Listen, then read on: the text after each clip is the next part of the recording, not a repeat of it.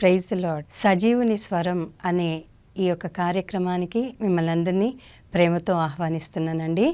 మరి ఈ సమయంన దేవుడు మనతో ఏం మాట్లాడనై ఉంటున్నాడో తెలుసుకోకముందు చిన్న ప్రార్థన చేసుకొని మనము కార్యక్రమంలోకి వెళ్దాం. పరిశుద్ధుడా గొప్ప దేవా, మరి ఈ యొక్క సమయమున నా తండ్రి ఈ యొక్క కార్యక్రమంలో నువ్వు ప్రభా మాతో ఉండి మాట్లాడనై ఉంటుండగా వినగల చెవిని, గ్రహించగల హృదయాన్ని, లోబడే స్వభావమును మాకు అనుగ్రహించమని, మరి నా తండ్రి వినువారము మాత్రముగా కాక దాని ప్రకారము జీవించువారంగా మరి ఇప్పుడు మాట్లాడనై ఉన్నటువంటి ఆ యొక్క వాక్యం ద్వారా హృదయంలోనికి సంధించి ప్రభా మరి ఆ యొక్క కార్యాన్ని జరిగించి నీ నామానికి మహిమను తెచ్చుకొనమని సమస్త స్తుతి, ఘనత, మహిమ, ప్రభావములు నీకే ఆరోపిస్తూ నజరేయుడైన యేసుక్రీస్తు పరిశుద్ధ నామమున ప్రార్థన చేసి వేడుచున్నాను నా ప్రియ పరలోకపు తండ్రి, ఆమేన్. అందరూ బాగున్నారా అండి?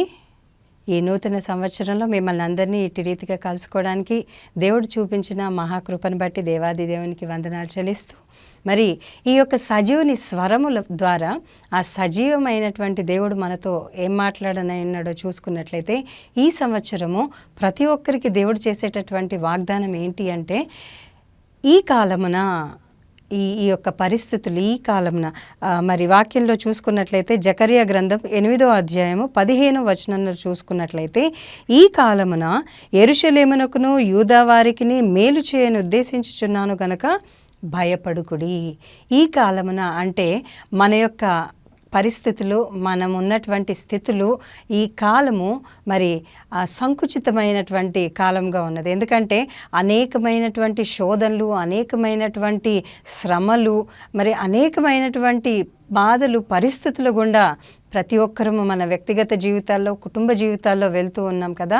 అట్టి రీతిగా ఉన్నటువంటి ఈ యొక్క పరిస్థితులు ఈ కాలంన అంటే నువ్వు నిస్సహాయ స్థితిలో ఉన్నవా, బలహీనుడిగా ఉన్నవా, బలహీనురాలుగా ఉన్నవా, పరిస్థితులు నీకు అనుకూలంగా లేవా, మరి విసిగిపోయావా, వేసారిపోయావా, మరి ఇంకా నా పరిస్థితులు ఎప్పుడు మారుతాయి, నా జీవితం ఎప్పుడు బాగుపడుతుంది, మరి ఇంతేనా అన్నటువంటి నిరుత్సాహమైనటువంటి పరిస్థితుల్లో ఒకవేళ నువ్వు ఉన్నట్లయితే నా ప్రియ సహోదరి, సహోదరుడా, దేవుడు నీతోటి మాట్లాడుతున్నాడు. ఈ కాలంన అంటే నువ్వు ఇవన్నీ ఎదుర్కొని బలహీనపడ్డటువంటి ఈ పరిస్థితిలో ఈ సమయంలో దేవుడు నీతో మాట్లాడుతున్నది ఏంటి అంటే, ఈ కాలంన యెరూషలేమునకును యూదాకిని నేను మేలు చేయను ఉద్దేశించుచున్నాను. అంటే నీ టైం, నీ శ్రమ, నీ కష్టము, నీ బాధ, నీ ఇరుకు, ఇబ్బందులు పడ్డటువంటి సమయము చాలు. కొన్నిసార్లు ఇంకెన్నాళ్ళు నాకు ఈ పరిస్థితి అని మనం బాధపడుతూ ఉంటాం కదా మన వ్యక్తిగత జీవితంలో. ఆ యొక్క సజీవుడైనటువంటి దేవుడు నిన్ను నన్ను చూస్తూనే ఉన్నాడు. నా ప్రియ సహోదరి, సహోదరా, నువ్వు ఏ విషయంలో బాధపడుతున్నావు, ఏ విషయంలో నలిగిపోయావు, ఏ విషయంలో మార్పును కోరుతున్నావు, ఏ విషయంలో నీకు జయం కావాలి, ఏ విషయంలో నువ్వు దీవించబడాలి అని మరి ప్రయాసపడుతున్నావో, మరి ఎదురు చూస్తున్నావో, ఆ విషయాన్ని గురించి ఎరిగినటువంటి దేవుడు, హృదయ అంతరంగాలను పరిశోధించేటటువంటి ఆ దేవుడు మరి ఈ కాలంలో, ఈ సమయంలో, ఈ సంవత్సరంలో దాన్ని మొదలు పెడతానంటున్నాడు. కనుక ఇన్ని రోజులు భయపడ్డావేమో, ఇన్ని రోజులు నిరుత్సాహంలో ఉన్నావేమో, కానీ సమయం వచ్చింది నా ప్రియ సహోదరి, సహోదరుడా, ఇదే మిక్కిలి అనుకూల సమయముగా మరి హితవత్సరాన్ని అంటే సంతోషకరమైనటువంటి సంవత్సరాన్ని దేవుడు నీ జీవితంలో ప్రకటిస్తున్నాడంట. కనుక భయపడకు. ఏం జరుగుతుందా, ఎలా జరుగుతుందా, మరి ఏం జరగబోతుందా, రేపేం సంభవించబోతుందా, నా పరిస్థితి ఏంటి, తెల్లారితే నా పరిస్థితి ఏంటి అని ఒకవేళ అటువంటి పరిస్థితుల్లో మరి నూతన సంవత్సరంలో అడుగు పెట్టావేమో, కానీ దేవుడు చెప్తుంది భయపడకు. ఆ సజీవుడైనటువంటి ఆ స్వరము ద్వారా దేవుడు మాట్లాడేది భయపడకు. నువ్వు భయపడాల్సినటువంటి పని లేదు. ఎందుకంటే ఏడవాల్సినది, బాధపడాల్సినది, శ్రమ పడాల్సినది, కుంగిపోయి మరి అవమానించబడ్డటువంటి సమయాలు ఎన్నో మన జీవితాల్లో ఉన్నాయి. కనుక వాటన్నిటినీ జయించి ఇక మీదట నీ జీవితం మార్చబడబోతుంది అని దేవుడు సెలవిస్తున్నాడు. దేనిని విషయంలో రేపేం జరుగుతుందా అని భయపడాల్సినటువంటి పరిస్థితి ఇక మీదట నీ జీవితంలో ఉండదు అంటున్నాడు. ఒకవేళ అటువంటి భయం నీ మీదకి వచ్చినా కూడా, ఒకవేళ అటువంటి పరిస్థితులు నీ జీవితంలో ఎదుర్కోవాల్సినటువంటి పరిస్థితి వచ్చినా కూడా దేవుడు చెప్తుంది ఏంటి అంటే, బీ స్టిల్, నేను నీ జీవితంలో మేలును చేయను ఉద్దేశించుచున్నాను అంటున్నాడు. ఆ మేలు ఏ రీతిగా ఉంటుందో, ప్రభా ఇది చాలు, ఇంకా నాకు వద్దు, నేను భరించలేను అని ఒకవేళ నువ్వు ప్రార్థన చేసేవేమో, ప్రభా దీని నుంచి విడిపించు అని కన్నీరు విడిచేవేమో, ప్రభా నా వల్ల కావట్లేదు అని చెప్పి ఒకవేళ నువ్వు కృంగిపోయి ఎవ్వరికీ కనిపించకుండా ఆ దేవుడు చూస్తున్నప్పుడు ఏడ్చేవేమో నా ప్రియ సహోదరి సహోదరా. వాటన్నిటిని లెక్క పెట్టినటువంటి దేవుడు ఇక ఏ విషయంలోనూ నువ్వు భయపడాల్సిన అవసరం లేదు అని మరి ఒక్కసారి జ్ఞాపకం చేస్తున్నాడు. ఇవన్నీ మన జీవితంలో ఎప్పుడు మరి ఫలిస్తాయి అంటే నువ్వు దేవుడి మీద ఆధారపడ్డప్పుడు.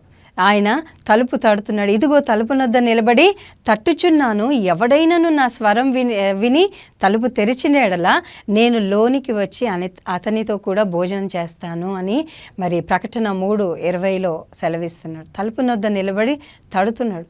తట్టినా కూడా తీయలేని పరిస్థితుల్లో ఒకవేళ నువ్వు ఉన్నావేమో, నిస్సహాయమైనటువంటి పరిస్థితిలో ఉన్నామే, లేచి తీయాలి అనిపించినా నువ్వు ఉన్నటువంటి ఆ డిప్రెషన్ స్టేజ్ నిన్ను బయటికి రానియట్లేదేమో. మరి ఆ యొక్క పరిస్థితులన్నిటినీ ఎరిగినటువంటి దేవుడు, మరి చూస్తున్నటువంటి దేవుడు, వింటున్నటువంటి దేవుడు నీకు ధైర్యాన్ని ఇస్తూ చెప్తున్న మాట, నీకు మేలు చేయను ఉద్దేశించుచున్నాను, నేను నిన్ను తిరిగి కట్టబోతున్నాను, నేను నిన్ను తిరిగి బలపరచబోతున్నాను, నేను నిన్ను తిరిగి ఎక్కడైతే అవమానం పొందావో అక్కడే రెట్టింపు ఘనతనియబోతున్నాను. మరి నువ్వు పడిపోయిన స్థితిలో నుంచి తోకగా నిన్ను అసలు మనుషులు ఎవరు గుర్తించలేదేమో, మనుషులు ఎవరు నిన్ను పట్టించుకోలేదేమో, అపహాస్యం చేశారేమో, అవమానించారేమో. మరి ఆ పరిస్థితులన్నిటి నుంచి దేవుడు నిన్ను లేవనెత్తి మరి ఆ మేలు ఎట్లా ఉంటుందో నువ్వు ఏమాత్రమో మరి ఊహించలేవు నా ప్రియ సహోదరి సహోదరా. నువ్వు కంటికి కనపడనివి, చెవికి వినపడనివి, హృదయానికి అగోచరములైనటువంటి కార్యములు చేయగల సామర్థ్యం గల దేవుడు మన సజీవుడైనటువంటి ఆ దేవుడు. కనుక ఆయన చెప్తుంది ఏంటంటే, నీకు మేలు ఎక్కడి నుంచి వస్తుందో నీకు తెలియదు, కానీ నిశ్చయంగా రేపేం జరుగుతుందో అన్నటువంటి ఆ సమయంలో మేలు నీ ఇంటి తలుపును తడుతుంది. నమ్మిన వారు ఆమెన్ చెప్దాం, హల్లెలూయా. మరి అటువంటి ఆశీర్వాదం నీ జీవితంలో కావాలి అనుకున్నట్లయితే ఆయన హృదయాన్ని తడుతున్నప్పుడు ఈ వాక్యాన్ని వింటున్న వారిలో మరి ఎవరో ఒకరికి ఈ యొక్క మరి వాక్యము ద్వారా మాట్లాడడం జరుగుతుంది. కనుక వారితోటే దేవుడు మాట్లాడుతున్నాడు, వింటున్న నీతోటే మాట్లాడుతున్నాడు నా ప్రియ సహోదరి సహోదరా. నిశ్చయంగా నీవు కన్నీరు విడుచుట నేను చూచి తిని అంటున్నాడు. నువ్వు కన్నీరు విడిచింది చూశాడు, నువ్వు ఒంటరిగా పోరాడింది చూశాడు, నువ్వు అవమానించబడ్డది చూశాడు, నువ్వు హృదయంలో కృంగిపోయింది చూశాడు. ప్రతీదీ చూస్తున్నటువంటి ఆ దేవుడు నీకు ధైర్యాన్ని ఇస్తూ నడు, నువ్వు ముందుకు నడు, నువ్వు చేయాల్సింది చేస్తూ ఉండు, నేను నిన్ను నడిపించే విధంగా నడిపిస్తాను అంటున్నాడు. వింటున్నారా? మరి దేవుడు, మనమైతే మాట తప్పుతాం, ఎన్నో మాటలు చెప్తాం, ఎన్నో వాగ్దానాలు చేస్తాను, నీకోసం ఇది చేస్తాను, నీకోసం అది చేస్తాను, నా కోసము వీళ్ళు ఉన్నారు అనుకొని నువ్వు ధైర్యపడ్డ వెంటనే చేయిచ్చేవాళ్ళు, మనల్ని విడిచిపెట్టేవాళ్ళు ఎందరో ఉంటారు మన జీవితంలో కదా. మరి అటువంటి వారు విడిచిపెట్టినప్పుడు కుంగిపోతూ ఉంటావు. మరి నాకెవరూ లేరే, నాకు సహాయం చేస్తా అన్నారే, లాస్ట్ మూమెంట్లో చేయిచ్చారే, నన్ను విడిచిపెట్టారే, నన్ను ఒంటరివాణ్ణి చేశారే అని బాధపడుతున్నావేమో. నీ ఒంటరితనంలో నీతో ఉన్నటువంటి దేవుడు నీకు మేలు చేసి నిలబెట్టడానికి మరి ఆయన సిద్ధంగా ఉన్నాడు నా ప్రియ సహోదరి సహోదరా. శాశ్వతమైనటువంటి ప్రేమతో ఆయన ఒక్కడు మాత్రమే మనని ప్రేమించగలడు, కానీ ఏ మనిషి మనని ప్రేమించలేడు. ఎందరో మన జీవితంలోకి వస్తూ ఉంటారు, వెళ్ళిపోతూ ఉంటారు, ఎందరో మనని విడిచిపెట్టి వెళ్ళిపోతూ ఉంటారు. కానీ ఏ పరిస్థితి ఉన్నా, ఏ స్థితి ఉన్నా నిన్ను నన్ను విడిచిపెట్టకుండా, ఏ స్థితిలో అయినా నిన్ను నన్ను విడిచిపెట్టండి మన నీడ కదా. మనం ఎక్కడున్నా రాత్రి పడుకున్నా కూడా మన నీడ మనతోటే పడుకొని మనతో పాటే లేస్తుంది. అదే రీతిగా ఇశ్రాయేల్ని కాపాడువాడు కునుకడు నిద్రపోడు అన్న ప్రకారము మన నీడలాగా నిన్ను నన్ను చూస్తున్నటువంటి దేవుడు. నువ్వు చీకట్లో ఉన్నావా, నీతో ఉన్న దేవుడు. నువ్వు మనుషుల మధ్యలో ఉన్నావా, నీతో ఉన్న దేవుడు. అందరూ నీ మధ్యలో ఉన్నా, అందరి మధ్యలో నువ్వున్నా, నువ్వు ఒంటరిగా నాకంటూ ఎవరు లేరే, నన్నెవరూ అర్థం చేసుకోవట్లేదే అని నిరుత్సాహం చెందుతున్నావా, నీతోటే ఉన్న దేవుడు. దీన్ని నువ్వు గ్రహించినట్లయితే ఖచ్చితంగా నువ్వు ఆయన చేసే చిన్న చిన్న కార్యాలను కూడా దేవుడు నాకు మేలు చేస్తున్నాడు అని నిశ్చయంగా నువ్వు నమ్మడానికి మరి అది దోహదపడుతుంది. కనుక ప్రతి క్షణం మనం ప్రేమించిన వారిని ఎవ్రీ సెకండ్ మనము ఫీల్ అవుతూ ఉంటాం కదా. మనం ఎవరినైతే ఎక్కువగా ప్రేమిస్తామో వాళ్ళు మనతో ఉంటే బాగుంటుంది, వాళ్ళతో సమయాన్ని గడిపితే బాగుంటుంది, వాళ్ళు ఎక్కడికి వెళ్ళినా తొందరగా వచ్చేస్తే బాగుంటుంది అని కొన్నిసార్లు మనం ఆలోచిస్తూ ఉంటాం కదా. అదే రీతిగా అటువంటి ప్రేమ మరి నువ్వు ప్రేమిస్తున్న అవతల వ్యక్తి నుంచి నీకు వస్తుందో రాదో గ్యారంటీ లేదు. కానీ ఒకవేళ నిజంగా కనుక ఇటువంటి ప్రేమను నువ్వు యేసు ప్రభువుతోటి నువ్వు సంబంధం కలిగి ఉన్నట్లయితే 100% రిటర్న్స్లో నువ్వు నిశ్చయంగా మరి మేలు పొందుకుంటావు. మరి ఒకవేళ దేవుని ప్రేమిస్తున్నా అనుకున్నావేమో, వింటున్నావేమో, ఉంటున్నా అనుకుంటున్నావేమో, కానీ మరి ఆ సమయం వచ్చేసరికి నువ్వు దేవుని మర్చిపోతావేమో. కానీ దేవుడు మాత్రం నిన్ను మర్చిపోయేటటువంటి దేవుడు కాదమ్మా. నా ప్రియ సహోదరి సహోదరుడా, నిశ్చయంగా నీ జీవితాన్ని మేలుతో నింపేటటువంటి దేవుడు. మరి కాసేపటికే నువ్వు అటు ఇటు అయిపోతూ ఉంటావు, ఆ మనిషి చూడకపోతే బాధపడుతుంటావు. మరి ఆ మనిషి నీ కోసం ప్రాణం పెట్టాడా అంటే పెట్టలేదు, నీ కోసం త్యాగాలు చేసిందా అంటే చేయదు, నీకు సమయం ఇవ్వగలదా అంటే ఇవ్వలేదు. మరి ఇటువంటి వ్యక్తుల్ని, ఇటువంటి ప్రేమను నువ్వు కోరుకుంటున్నావు. నీ కొరకు చనిపోయినటువంటి ఆ దేవుడు రక్తాన్ని చిందించి నీకు నిత్య జీవాన్ని ఇచ్చి ఇక్కడ నువ్వు బాధపడుతున్నవేమో, కానీ నిత్య రాజ్యాన్ని ఇయ్యడానికి, మరి బంగారు వీధుల్లో తిరగడానికి ఆ దేవుడు నీ కొరకు ప్రాణం పెట్టాడే.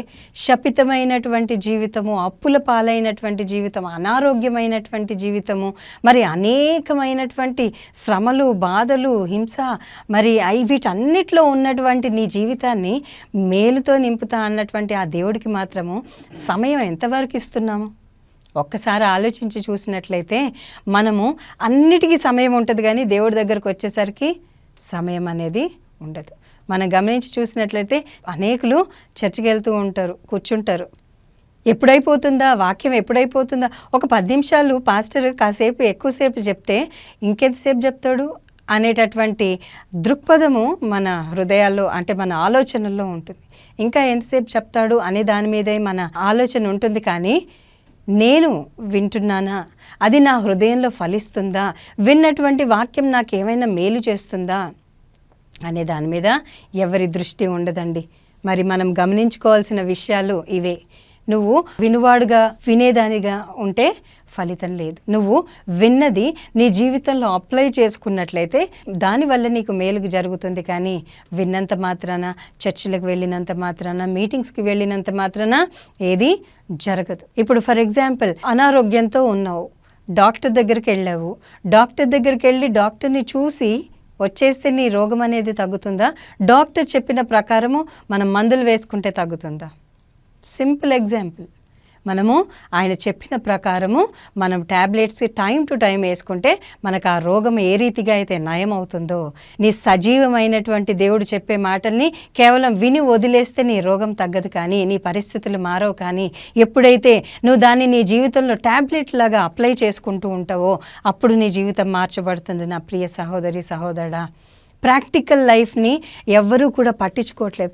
వాక్యం మాకు అందరికీ తెలుసు తెలుసు తెలుసు అనుకుంటున్నాను, అందరికీ తెలిసిన వాక్యమే, కానీ వాక్యాన్ని మన జీవితంలో ఏ రీతిగా అన్వయించుకోవాలో మరి ఇవాళ రేపు జనాలు మర్చిపోతున్నారు. మరి ఒకవేళ నువ్వు దాన్ని కనుక ప్రాక్టీస్ చేయగలిగినట్లయితే 100% రిజల్ట్ నీ జీవితంలో నిశ్చయంగా నువ్వు చూడగలవు. నా ప్రియ సహోదరి సహోదరుడా, 100% రిజల్ట్ అంటే యోబుకి ఏ రీతిగా అయితే దేవుడు కంచె వేశాడు, యోబుని ఏ రీతిగా అన్ని విషయాల్లో దేవుడు ఆశీర్వదించాడు, ఏ రీతిగా అయితే మరి ఆయన మేలును మాత్రమే చూడగలిగాడు, దేవుడు కంచె ఉన్నన్ని రోజులు ఆయన మేలును మాత్రమే చూడగలిగాడు. మరి అటువంటి కంచె నీ చుట్టూతో దేవుడు వేస్తే, ఎప్పుడైతే నువ్వు దేవుడి దృష్టికి అనుకూలంగా, మనుషుల దృష్టికి కాదు, ఎంతసేపు మనకున్నది ఏంటంటే మనం ప్రేమించిన వాళ్ళు మనకి అనుకూలంగా ఉండి వాళ్ళు మనం అనుకున్నట్టుగా ఉంటే అన్నీ బాగానే ఉంటాయి. కొంచెం అటు ఇటుగా అయితే డిఫరెన్సెస్ ఏ రీతిగా అయితే స్టార్ట్ అవుతాయో, మరి దేవుడితో నువ్వు మంచిగా ఉన్నన్ని రోజులు మేలును చూస్తావు. దేవుడు నిన్ను ఎప్పుడు విడిచిపెట్టాడు. నువ్వు దేవుడిని విడిచిపెట్టి వెళ్ళినప్పుడు, దేవుడికి దూరంగా అయినప్పుడు నువ్వు ఈ మేలును మెల్లిమెల్లిగా నీ జీవితంలో నుంచి దూరం అయిపోతూ ఉంటుంది, దాన్ని నువ్వు అనుభవిస్తూ ఉంటావు. ఎందుకు ఇట్లా జరుగుతుంది? నేను అన్నీ బాగానే ఉన్నాయిగా, నేను అంతా బాగానే చేస్తున్నాగా, ప్రార్థన చేస్తున్నాను, 10వ భాగం ఇస్తున్నాను, మరి చర్చికి వెళ్తున్నాను, అన్నీ బాగానే ఉన్నాయిగా, మరి నా పరిస్థితి ఎందుకు ఇట్లా అవుతుంది అని ఒకవేళ నువ్వు ఆలోచిస్తున్నట్లయితే దేవుడితో నీకు మునుపున్నటువంటి ప్రేమ సంబంధము దూరమైంది. దేవుడు నీ జీవితంలో లేడని కాదు, ఉన్నాడు, కానీ ఆయనతో రిలేషన్షిప్ లేదు. ఆయనతో సంభాషణ లేదు, ఆయనతో సహవాసం లేదు. మనం ప్రేమిస్తున్నాం అనుకుంటున్నాం, కానీ మనం ప్రేమించే వాళ్ళతో మనం సహవాసం చేయకుండా, మాట్లాడకుండా నేను నిన్ను ప్రేమిస్తున్నా అంటే ఎంత వెరితనమో మనం చేసేది కూడా అంతే. దేవుడిని ప్రేమిస్తున్నాము, దేవుడికి అన్నీ ఇస్తున్నాము అనుకొని ఒకవేళ దేవుడితో మనకి సహవాసం లేకుండా, ఆయనతో మాట్లాడకుండా, ఆయనతో మాట్లాడడం అంటే ఏంటి? ప్రార్థన చేయడం. సంభాషించడం అంటే ఏంటి? వాక్యాన్ని చదవడం. నువ్వు దేవుడితో మాట్లాడింది, మరి దేవుడు నీతో మాట్లాడాలంటే అయితే నువ్వు దేవుడితో కంప్లీట్గా లీనమైపోయినట్లయితే ముఖాముఖిగా కూర్చొని మాట్లాడే దేవుడు మన దేవుడు. నీకు అది లేదా? మరి వాక్యం ద్వారానే కదా మాట్లాడేది. వాక్యం ద్వారా మాట్లాడాలంటే నువ్వు ఆయనతో సహవాసం చేయాలి. మనం ఫోన్ లిఫ్ట్ చేస్తాం, ఫోన్ వస్తుంది, అందరం ఫోన్స్ లిఫ్ట్ చేస్తాము. ఫోన్ ఎత్తి హలో అని చెప్పి నువ్వు మాట్లాడింది అవతలోళ్ళు వినాలా? అవతలోళ్ళు చెప్పింది కూడా నువ్వు వింటావా? సింపుల్ ఎగ్జాంపుల్స్ మన జీవితంలో. ఇవన్నీ రోజువారీ జరిగేవే. అవి మన జీవితంలో స్పిరిచువల్గా కూడా అప్లై చేసుకోవాలి. నేను చెప్పేది అది. స్పిరిచువల్గా ఎట్లా అప్లై చేసుకోవాలంటే, నువ్వు మాట్లాడేది అవతల వ్యక్తి వింటాడు అంటే దేవుడు కూడా నీ ప్రార్థన వింటాడు. అవతల వ్యక్తి నుంచి నీకు జవాబు రావాలి అంటే నువ్వు వాక్యం చదవాలి. నువ్వు వాక్యం చదవకుండా మరి నువ్వు చెప్పాల్సింది చెప్పేసి అవతల వ్యక్తి ఏమనుకుంటున్నాడో, ఏం చెప్తున్నాడో, ఏం చేయమంటున్నాడో నీకు తెలియనప్పుడు నువ్వు గోతిలో పడ్డట్టే. అంటే గోతిలో పడకుండా కూడా దేవుడు కాపాడుతాడు. ఎందుకంటే ఆయన మనని ఎక్కువగా ప్రేమిస్తున్నాడు. ఎంత ఎక్కువగా ప్రేమిస్తున్నాడంటే ప్రాణం పెట్టేంతగా. కనుక ఆ దేవుడు మనకి జ్ఞాపకం చేస్తుంది ఏంటంటే, నీ జీవితంలో ఇలాంటి ఎన్నో పరిస్థితులు ఉన్నాయి, వచ్చాయి. అయినప్పటికీ నీ పరిస్థితులు ఏ రీతిగా ఉన్నా, నీ స్థితిగతులు ఏ రీతిగా ఉన్నా నీకు మేలు మాత్రమే చేస్తాను నా బిడ్డ అని చెప్తున్నాడు. ఆయన నీకు నాకు మేలు చేసే దేవుడే. ఎవరైనా మన బిడ్డలు పాడైపోవాలా, మన బిడ్డలు అడుక్కు తినాలా అనుకోం కదండి.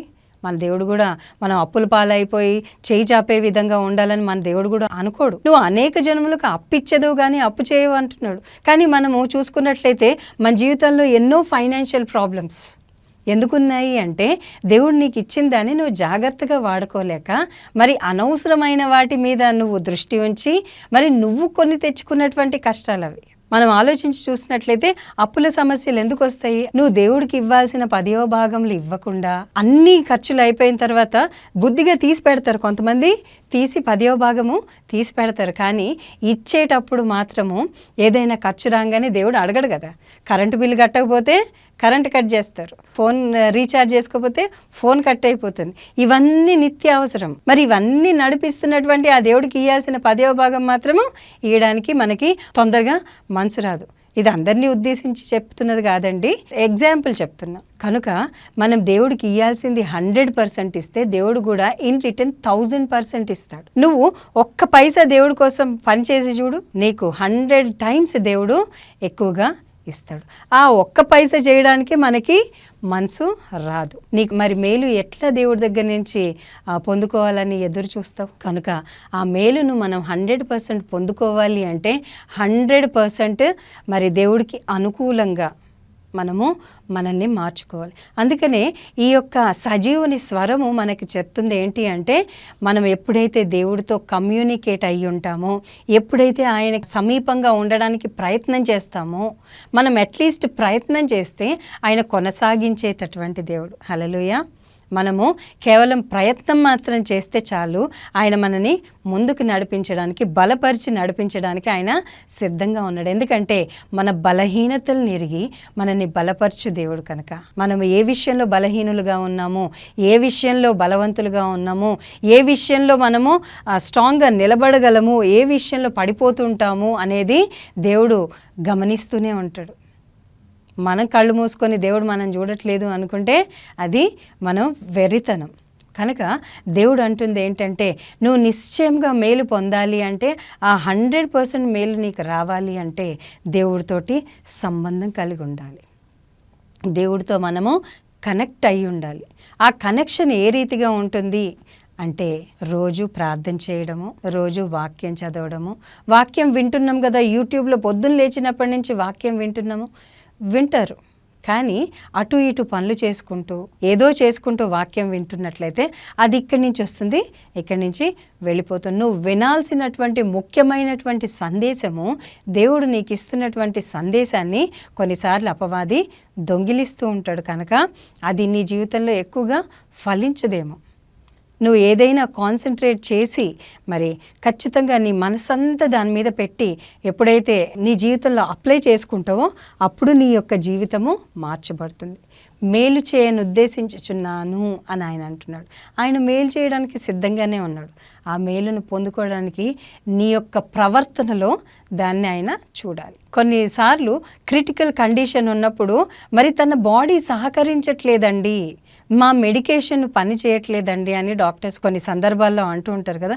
మెడికేషన్ ఎందుకు పని చేయదు అంటే వాళ్ళ బ్రెయిన్ ఫంక్షనింగ్ సరిగ్గా ఉండక, బ్లడ్ సర్క్యులేషన్ సరిగ్గా ఉండక మరి వీళ్ళ బాడీ రెస్పాండ్ అవ్వదు. కొన్నిసార్లు మనోవ్యాధికి మందు లేదు అంటారు కదా. ఎంత మెడిసిన్స్ ఇచ్చినా కూడా కొంతమంది హృదయంలో ఉన్నటువంటి వ్యాధి మనోవ్యాధి, ఆ వ్యాధికి టాబ్లెట్ ఏది కూడా పని చేయదు. ఇవన్నీ ఎందుకు చెప్తున్నాను అంటే మనము సహకరించకపోతే దేవుడు కూడా మన జీవితంలో మేలు చేయలేడు. మన సహకారము ఎంతైనా దేవుడికి అవసరం. అందుకే ఆయన లోకంలో ఉన్నప్పుడు పరిచర్య చేసినప్పుడు 3.5 సంవత్సరాలు కూడా ఆయన ఎవరైనా స్వస్థపరచాలన్నా మరి రోగాల నుంచి వాళ్ళని విడిపించాలన్నా ఆయన ఫస్ట్ అడిగిన మాట ఏంటి? నువ్వు నమ్ముతున్నావా అన్నాడు. ఎందుకు నమ్ముతున్నావు అంటే మన నమ్మకాన్ని బట్టే అది జరుగుతుంది. మన జీవితంలో మేలు జరగాలి అంటే నువ్వు నమ్మినట్లయితే అది జరుగుతుంది. అందుకే మార్తతో అంటాడు కదా, నువ్వు నమ్మినట్లయితే దేవుని మహిమను చూస్తావు. 4 రోజులు చనిపోయినటువంటి మృతదేహము సజీవమై బయటికి రాగలిగింది అంటే ఆ దేవుడికి అసాధ్యమైంది ఏదైనా ఉందా అండి? ఆయనకి అసాధ్యమైంది ఏది లేదు, సమస్తం ఆయనకు సాధ్యమే. కానీ మనమే ఆయనని కొంత దూరంలో ఉంచి నాకు చెయ్యి ప్రవ్వా అని మనము ఎదురు చూస్తూ ఉంటాం. ఆయనకి మాత్రము లోపలికి రావడానికి అనుమతించము, కానీ మేలును మాత్రము ఎదురు చూస్తూ ఉంటాం. అది ఎంతవరకు సాధ్యము? ఎంతవరకు దేవుడు చేయగలడు? ఆయన అద్భుతం చేయగలడు నీ జీవితంలో. కానీ ఎప్పుడైతే నువ్వు దాని విలువని తెలియకుండా, దేవుని యొక్క విలువ నీ జీవితంలో లేకుండా ఉంటుందో అప్పుడు దేవుడు కూడా ఎదురు చూస్తూ ఉంటాడు. దేవుడు కూడా మన జీవితంలో నువ్వు దాని విలువ తెలుసుకునేంత వరకు మరి డిలే చేస్తూ ఉంటాడు. దేవుడు డిలే చేయడు, 24/7 రెడీగా ఉంటాడు. నువ్వే దాన్ని డిలే చేసుకుంటూ ఉంటావు. నీకు రావాల్సిన ఆశీర్వాదాలని నువ్వే డిలే చేసుకుంటూ దాన్ని ఇంకా ఇంకా ఇంకా పొడిగించుకుంటూ మరి వృద్ధాప్యం వచ్చేస్తుంది, కానీ నీ జీవితంలో ఎటువంటి ఫలము ఉండదు. ఈ మేలు ఈ సంవత్సరం 2024లో దేవుడు మేలు చేయని ఉద్దేశించుచున్నాను అన్నాడు. ఒకవేళ నువ్వు దానికి సహకరించకపోతే మరి 25 కూడా వచ్చేస్తుంది. నీ జీవితంలో ఏ మేలు చూడు, అన్నీ వేస్ట్ చెప్తూనే ఉంటారు, నా జీవితంలో ఏం జరగదు అనే కేర్లెస్నెస్ అపవాది నీ లోపల పుట్టిస్తుంది. నువ్వు నమ్మినట్లయితేనే ఈ మేలు అనేది నీ జీవితంలో ఈ సంవత్సరంలో నిశ్చయంగా చూస్తావు నా ప్రియ సహోదరి సహోదరుడా. ఎందుకంటే ఆయన అబద్ధం ఆడడానికి నరపుత్రుడు కాదు, నీలాగా నాలాగా మాట తప్పే దేవుడు కాదు కదా మన దేవుడు ఎస్ అంటే ఎస్, నో అంటే నో. మనల్ని కూడా అదే రీతిగా ఉండమన్నాడు. నీ మాట అవును అంటే అవును, కాదు అంటే కాదు అన్నట్లుగా ఉండాలి అని వాక్యంలో సెలవిస్తున్నాడు. కనుక దేవుడు ఈరోజు నిశ్చయంగా నీతోటే మాట్లాడుతున్నాడు. నీకు మేలు చేస్తాను నా ప్రియ కుమార్తె, నా ప్రియ కుమారుడా.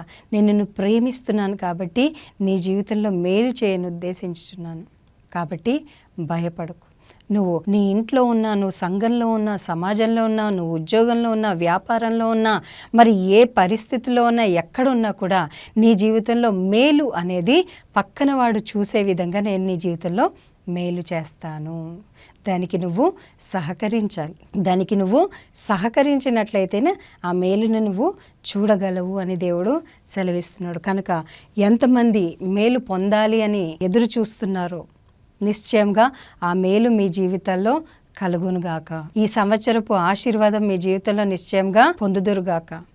నిశ్చయంగా ఏవేవైతే మేళ్ళు మీ కొరకు దేవుడు దాచి ఉంచాడో మీ వ్యక్తిగత జీవితంలోనూ, మీ కుటుంబ జీవితంలోనూ, మీ యొక్క ఉద్యోగ జీవితంలోనూ, మీ వ్యాపారంలోనూ, మరి దేంట్లో మీ కొరకు మేళ్ళు దాచి ఉంచాడో ప్రతి మేలు నిశ్చయంగా మీరు, మీ కుటుంబాలు నిశ్చయంగా పొందునుగాక.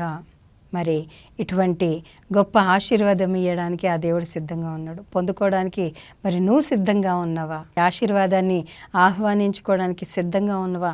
ఇది మరి ఈ యొక్క వాక్యం అనేది మనము 24 గంటలు మొదటి కీర్తనలో చెప్పబడ్డది కదా, యెహోవా ధర్మశాస్త్రాన్ని దివారాత్రులు ధ్యానించేవాడు ధన్యుడు అంటున్నావు. దీన్ని ఎప్పుడైతే నువ్వు నమ్మి ప్రభా దీంట్లో చెప్పబడిన ప్రతి మాట సజీవమైనది, ఇది నా జీవితంలో ఫలించునుగా కానీ నీ జీవితంలో దీన్ని ప్రవచించుకుంటావో నిశ్చయంగా ఆ ప్రవచనం నీ జీవితాన్ని మారుస్తుంది. నిశ్చయంగా ఈరోజు చెప్పబడినటువంటి ఈ ప్రవచన సందేశము, మరి మేలు అనేటటువంటి ఈ యొక్క ప్రవచనము నీ జీవితంలో నిశ్చయంగా నెరవేర్చబడాలి అంటే దానికి నీ జీవితంలో నువ్వే ప్రకటించుకోవాలి. ఎస్, ఇది నా జీవితంలో నిశ్చయంగా నేను పొందుకొందునుగాక, ఈ మేలు నేను, నా కుటుంబము, నాకు సంబంధించిన ప్రతి ఒక్క దాని మీద ఇటు మేలు కలుగునుగాక అని నువ్వు ప్రకటించుకున్నట్లయితే ఆ ఆశీర్వాదము నిశ్చయంగా నువ్వు పొందుకుంటున్న ప్రియ సహోదరి సహోదరుడా, దేవుడు మీతో మాట్లాడాడని నేను నమ్ముతున్నాను. కనుక మరి దేవుడు చేసిన వాగ్దానము మీ జీవితంలోనూ మరి మీకు కలిగిన సమస్తంలోనూ ఈ మేలు కలుగునుగాక అని ప్రకటిస్తూ దీవిస్తూ మరి ఈ వాక్యం మీ జీవితంలో ఫలించి అభివృద్ధి చెంది ఆశీర్వాదకరంగా మార్చబడలాగున దేవుడు మిమ్మల్ని దీవించునుగాక. ఆమేన్. చిన్న ప్రార్థన చేసుకుందాం. పరిశుద్ధుడా గొప్ప దేవా, మరి ఏ పరిస్థితుల్లో ఉండి బిడ్డలు వాక్యాన్ని విన్నారో సమస్తము ఎరిగినటువంటి దేవుడో కనుక, నువ్వు హృదయ అంతరంగాలను పరిశోధించువాడో కనుక ప్రభా నిశ్చయంగా ఈ బిడ్డలతోటి నువ్వు మాట్లాడిన ప్రతి మాట వారి జీవితంలో నెరవేర్చబడును గాక. మరి ప్రతి ఒక్కరూ ఇటు మేలు ఈ సంవత్సరంలో నిశ్చయంగా పొందుకుందురుగాక. వారు సంఘంలోనూ సమాజంలోనూ కుటుంబంలోనూ ఎక్కడున్నప్పటికీ ఈ మేలు వారిని నీడవలే మరి వెన్నంటి ఉండి ప్రతి విషయంలోనూ వారు మేలు పొంది నీకు మహిమకరంగా వారు నిన్ను మహిమపరిచి నీలో బలపరచబడుదురుగాక. ప్రభా విన్నటువంటి వాక్యము మంచి నేలను పడి ఫలించి అభివృద్ధి చెంది ఆశీర్వాదకరంగా వారి జీవితంలో ఉండులాగున కృపను దయచేయమని సమస్త స్తుతి ఘనత మహిమ ప్రభావం నీకే ఆరోపిస్తూ నజరేయుడైన యేసుక్రీస్తు పరిశుద్ధ నామమున ప్రార్థన చేసి వేడుచున్నాను నా ప్రియ పరలోకపు తండ్రి. ఆమేన్. దేవుడు మిమ్మల్ని దీవించునుగాక. మరి ఒక్క వారం తిరిగి కలుసుకుందాం. అంతవరకు God bless you all.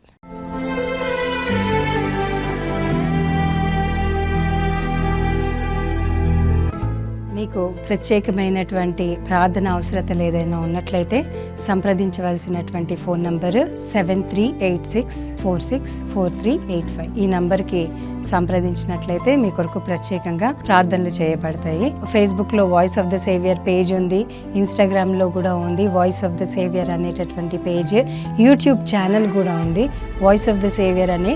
Please followers. మీరు సంప్రదించవలసినటువంటి చిరునామా హౌస్ నంబర్ 27-16/15/3, ఫ్లాట్ నంబర్ 203, అంకిత అపార్ట్మెంట్స్, కృపా కాంప్లెక్స్, సఫిల్గూడ, నేరెడ్మెట్, హైదరాబాద్ 5,56,000.